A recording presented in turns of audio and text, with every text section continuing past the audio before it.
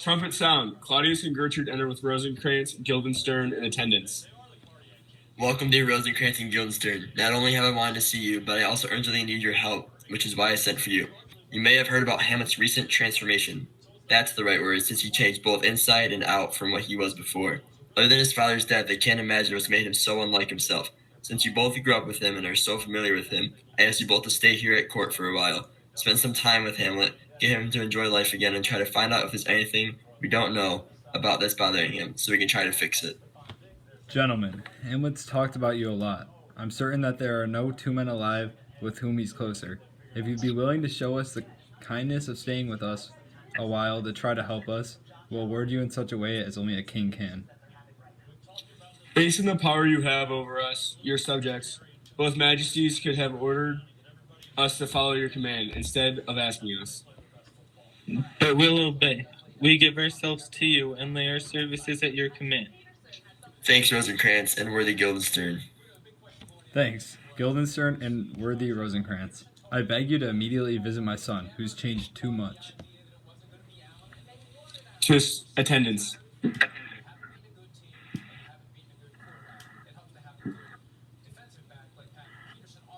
Go, servants, and bring these gentlemen to Hamlet. I hope God makes us able to bring him help and happiness. Yes, amen. Rosencrantz and Guildenstern exit, escorted by attendants. Polonius enters. The ambassadors have returned from Norway in great spirits, my good lord. You once more have brought good news. Have I, my lord? I assume you, my lord. My duty is as important to me as my soul, and I give both to my God and my blessed king. And unless this brain of mine is not able to track the twists and turns of politics as it used to, I believe that I've discovered the cause of Hamlet's madness. Oh, tell me. I'd love to hear it. First, let the ambassadors come in. My news will be like the dessert to feast that of their news. Please go to them yourself and bring them in.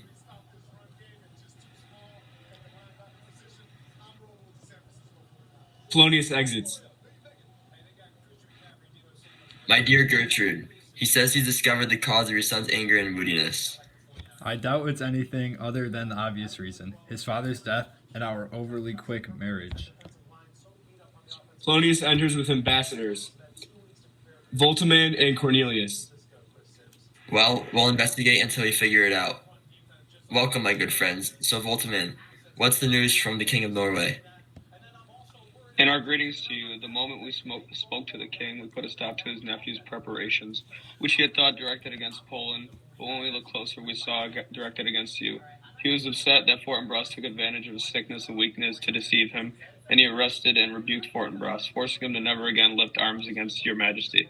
The old Norwegian king was so overjoyed by his turn of events that he gave young Fortinbras an annual income of 3,000 crowns, as well permission to lead the other soldiers had gathered against Poland. In this letter, the king officially asks you to let Fortinbras troops pass quietly through your lands on their way to Poland, and assures you of your safety. He gives Claudius a document.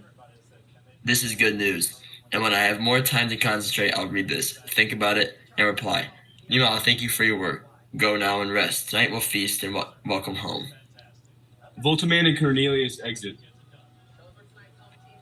That's a good outcome to the situation, my lord and my lady, to make grand speeches about what majesty is, what service is, or why day is day, night is night, and why time is time, would be nothing more than a waste of day, night, and time. Therefore, since being concise is the essence of wisdom, and nothing is so boring as endless verbal flourishes, I'll get to the point. Your son is crazy. Crazy, I'm saying. Because how can you define craziness other than to say that it's craziness? But that's a different issue. More substance, less style. Madam, I swear I'm using no style at all. It's true that he's crazy. It's true. It's a pity, and it's a pity that it's true. But now I'm taking like a fool, so I'll let that go and get to the point. We all agree that Hamlet's crazy. Now all we have to do is figure out the cause behind the effect, or I guess I should say defect, since the defective effect must have a cause. That's what we have to do, and now I will continue with the rest of what I have to say. Consider this. I have a daughter, until she gets married, who, in her obedience and duties to me, has given me this letter. Now listen to this. He reads the letter. To the heavenly idol of my soul, the most beautiful of Ophelia. That's an ugly phrase. That beautified is a terrible use of the word, but I'll continue. He reads the letter. In her excellent white bosom, etc. This is from Hamlet to Ophelia? Madam, please be patient. I'll read it as written. He reads the letter. You may doubt the stars are fired, doubt the sun moves across the sky, doubt if the truth is actually a liar, but never doubt my love. Oh, sweet Ophelia, I'm bad at poetry. I have no skill to put my feelings into words, but please believe that I love you best. Oh, best of all, believe it. Goodbye, yours forever, my dearest lady, as long as this body is still mine, Hamlet. In her obedience to me, my daughter showed me this letter and more besides, as well as telling me how Hamlet has been courting her, when, how, and where. And how did she respond to this love? What is your opinion of me? You are a loyal and honorable man. I would gladly prove I am, but what would you have thought I learned this hot affair? And I must tell you, I noticed it before my daughter told me of it. What would your dear wife, Her Majesty the Queen, have thought if I had been silent in the face of what I say?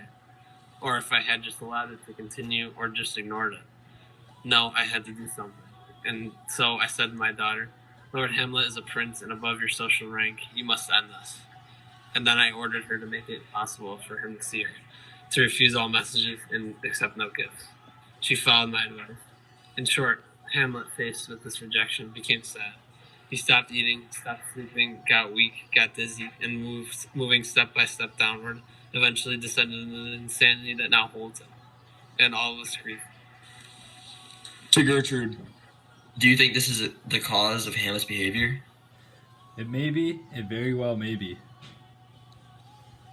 Has there ever been a time I'd gladly like to know when I've definitely said something that's true and it turned out to be not true?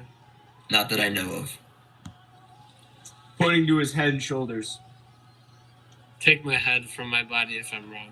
I'll follow the evidence and discover the truth, even if it's hidden at the center of the earth.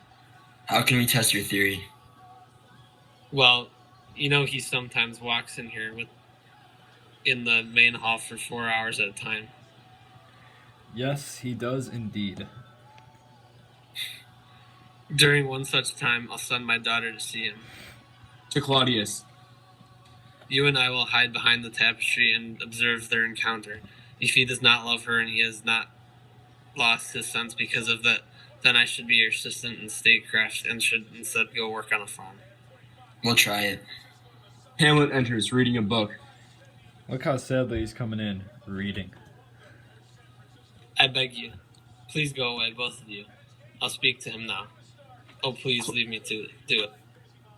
Claudius and Gertrude exit. How do you do, Lord Hamlet? Fine, thank you. Do you know who I am, my lord? Of course, you are a fish seller. No, not me, my lord. Then I wish you were as honorable as one. Honorable, my lord? Yes, sir. In this world of ours, just one man in 10,000 is honorable. That's very true, my lord. Because if the sun breeds maggots on a dead dog, kissing the corpse with its rays, do you have a daughter? I do, my lord. Don't let her walk out in the sun. Pregnancy is a blessing. But if your daughter gets pregnant, think about it, friend. To himself. What does that? Still focused on my daughter, but he didn't recognize me at first. He thought I was a fish seller. He's far gone, far gone. And yet it's true that when I was young, I suffered terribly for love, almost as badly as Hamlet. I'll talk to him again. To Hamlet. What are you reading, my lord? Words, words, words. What is the subject? Between whom? I mean, the subject of what you're reading. All lies, sir. The joking rascal who wrote this says here that old men have gray beards, their faces are wrinkled, their eyes full of crust and gunk, and that they both lack wisdom and have weak thighs. And though I believe all that is true, I still would argue that it's not good behavior to write it down. For instance, you yourself would be as old as I am, if you could just travel backward like a crab, sir. To himself. There's a method to his madness. To Hamlet. Will you come in from outside, my lord? Into my grave. Well, that's certainly not outside. To himself. His answers sometimes seem so full of meaning. That's a talent that many insane people share, and that less evident in people who are sane. I'll leave him now and arrange a way for him to run into my daughter. To Hamlet. My noble lord, I'll now humbly leave you. There's nothing I would more willingly give up than that. Accept my life, accept my life, accept my life. Take care, my lord. To himself. These boring old fools. Rosencrantz and Guildenstern enter. You're looking for Lord Hamlet? There he is. Thank you, sir. Polonius exits. My honorable lord. My most dear lord. Ah, my good old friends. How are you, Guildenstern and Rosencrantz? Good friends. How are you both doing? As well as any old average man. Happy that we're not too happy. We're not exactly the luckiest men in the world. But not the unluckiest either, right? Neither, my lord. So you're hanging around Lady Luck's waist, right? In the middle of her favors. Yeah, we're like privates in her army. You're in a Lady Luck's private parts? Ah, it's true. She is a whore. So what's the news? Nothing other than that the world's become honest, my lord. Then the end of the world must be coming, but you're wrong. Let me ask you one question in particular. My good friends, what have you done to anger the fates that they have sent you here to this prison? Prison, my lord? Denmark is a prison. And the whole world is one as well. A big one, with lots of cells and dungeons. Denmark being one of the worst. We don't think so, my lord. Well, then it isn't one to you. Since nothing is inherently good or bad, it's what you think of it. That makes it so. To me, Denmark is a prison. It must be your ambition that makes it one. It's too small for your big ideas. Oh God. I could be trapped inside a nutshell and consider myself a king of infinite space. If only I didn't have bad dreams. Dreams are a mark of ambition. After all, ambition is just the shadow of a dream. A dream is itself just a shadow. True, I'd argue that your ambition is so light and airy that the shadow of a shadow. Then beggars without ambition must be the ones with substance, while ambitious kings and heroes are just the shadows of those beggars. Should we go inside the court? I swear, I can't think straight any longer. We're at your We're at service. Not at all. I won't treat you like my servants, because, to be honest with you, my servants are pretty dreadful. Now, as my friends, tell me why you've returned here to Elzior. To visit you, my lord. No other reason. Though I'm such a beggar that my thanks aren't worth much, I still thank you. But did someone ask you to come? Or was it an idea you had all had on your own? Come on, be honest with me. Come on now, tell me. What should we say, my lord? Anything, as long as it answers my question. You were sent for. I can see it in your faces. You're not good enough liars to hide your thoughts. I know the king and queen sent you. Why would they do that, my lord?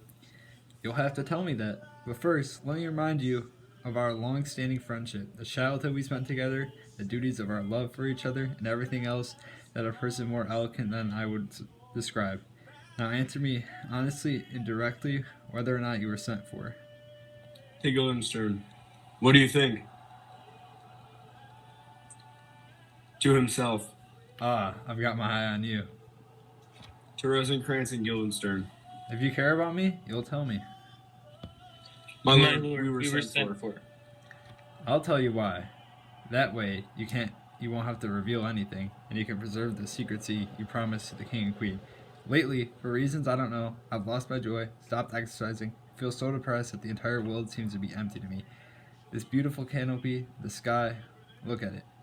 The splendid overarching sky, majestic roof adorned with golden sunlight. Why? To me it seems like nothing more than a foul collection of diseased air.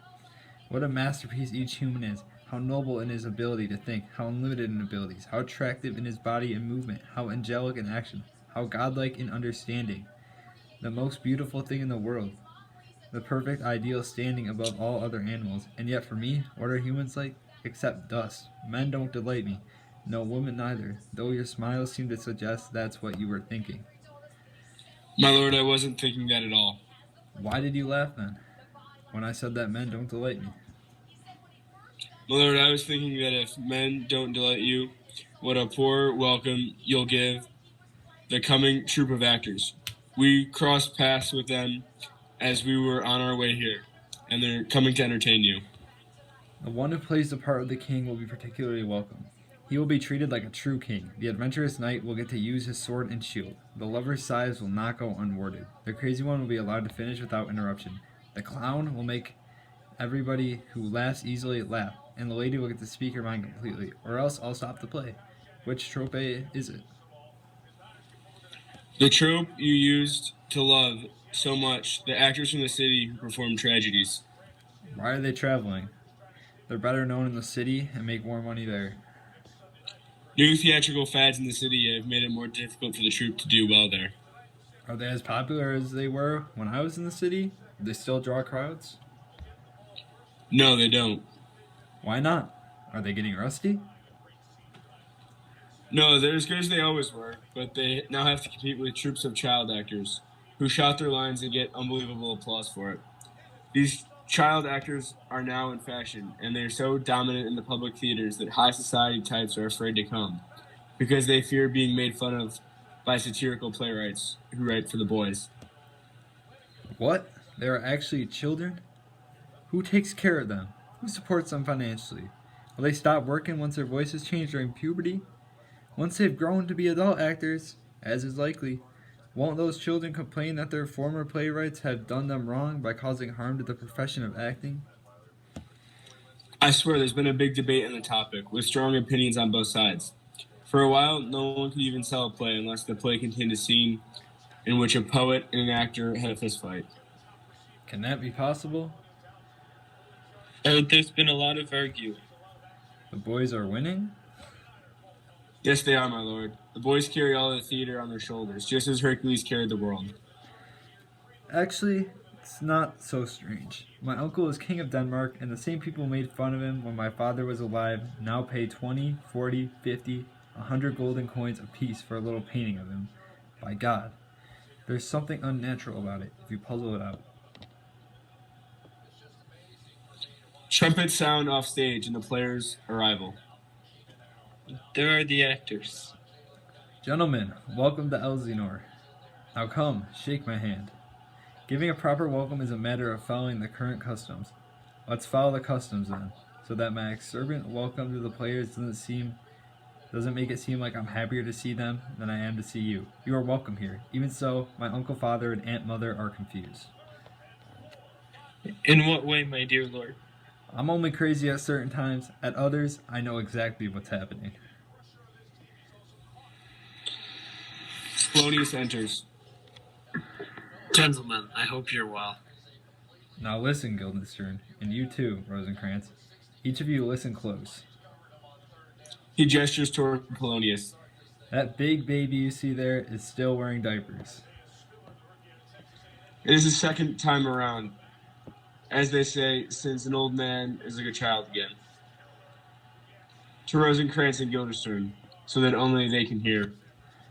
I predict he's coming to tell me about the actors. Watch. To Polonius. You're correct, sir. On Monday morning, that was it. My lord, I have news to tell you. My lord, I have news to tell you. When Rosius was an actor in Rome, The actors have arrived, my lord. gossip, gossip. I swear. Then each actor come in on his ass. They're the best actors in the world for all sorts of plays: tragic, comic, historical, pastoral, comical, historical, pastoral. tragical, historical, tragical, comical, historical, one-act plays, or epic poems. The tragic playwright Seneca is not too serious for them, nor is the comic writer Plautus too silly. For both formal plays and feared dramas, these are actors you want. O Jephthah, judge of ancient Israel, what a treasure you had. What treasure did he have, my lord? Well, He sighs. one fine daughter and no more, whom he loved beyond all others. To himself. Still focused on my daughter. Aren't I right, old man Jephthah? My lord, if you're calling me Jephthah, I do have a daughter I love beyond all other things. No, you don't understand. What should I understand then, my lord? Why, as if by chance God knows, and then you know. It happened as was most likely, except you can learn more by looking at the first verse of the popular song because I'm stopping now. The players enter. You are welcome. Welcome to all of you. To an actor. I'm glad to see you doing well. To the entire company. Welcome, my good friends. To an actor. Oh, it's you, old friend. You've grown a beard since I last saw you. Have you come to put a beard on me? To an actor dressed as a woman. My young lady, by the Virgin Mary, you've grown taller by the height of a pair of platform shoes. I pray to God that your voice, a gold coin, has not yet cracked. To the entire company. You are all welcome here. I see something, and like a French falconer, I won't be choosy. Show us a speech. Come on. Show us a bit of your skill. Come on, a passionate speech. Which speech, my lord?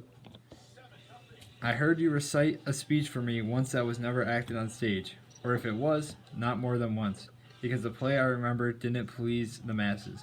It was like caviar for the masses, too sophisticated for them.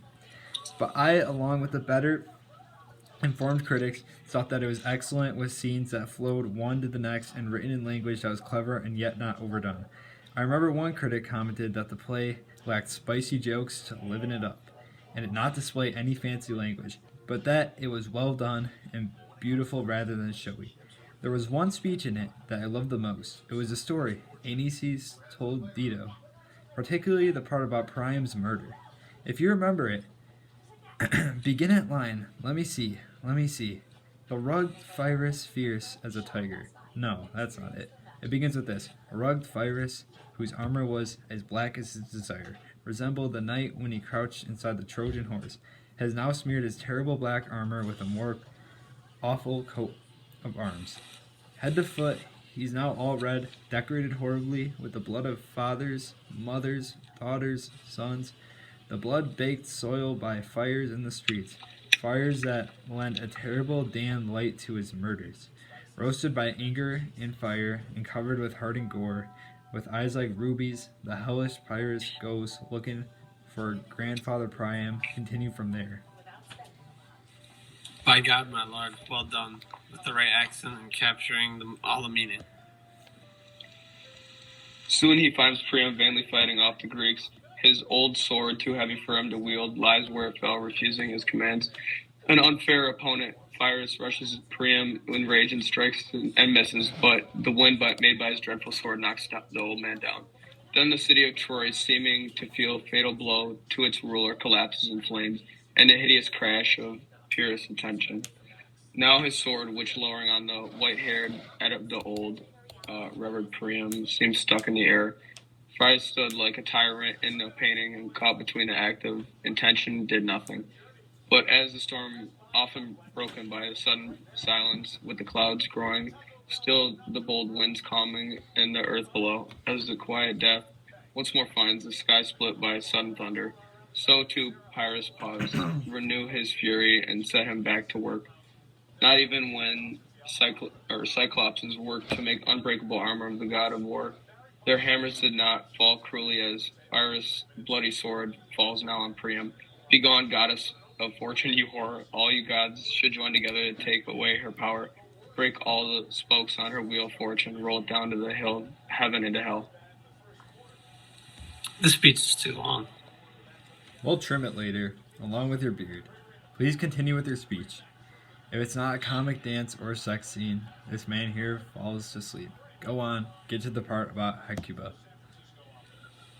But who said has seen the muffled queen? The muffled queen?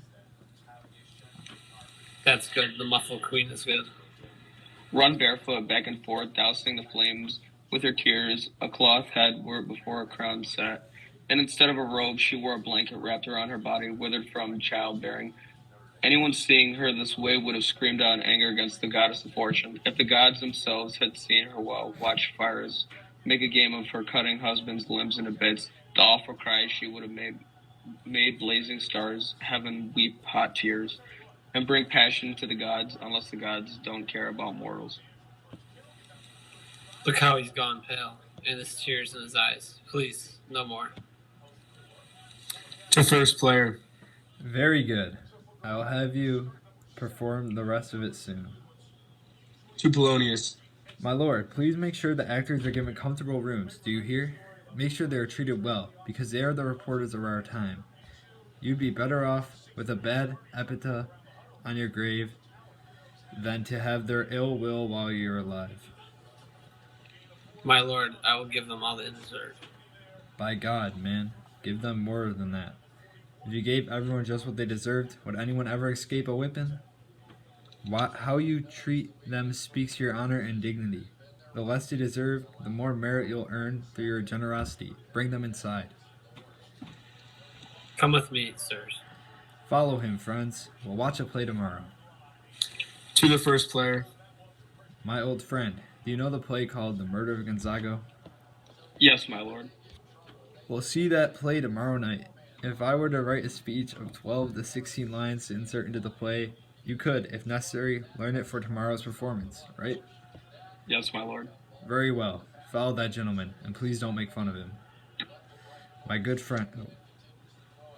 Polonius and the players exit. My good friends, I'll see you tonight. Welcome to Elsinore. Yes, my good lord. Goodbye to you both. Rosencrantz and Guildenstern exit. Now I'm alone. Oh, what a low-life scoundrel I am. Isn't it terrible that this actor, reciting a work of fiction, could force his soul to feel the passion so completely that he grew pale, tears welled in his eyes? He got overwhelmed. His voice broke, and the entirety of his being matched the emotions he was supposed to be playing. And all for nothing. For Hecuba? What does Hecuba mean to him, or he to Hecuba, that he would weep for her? What would he do if he had the motive or reason for passion that I have?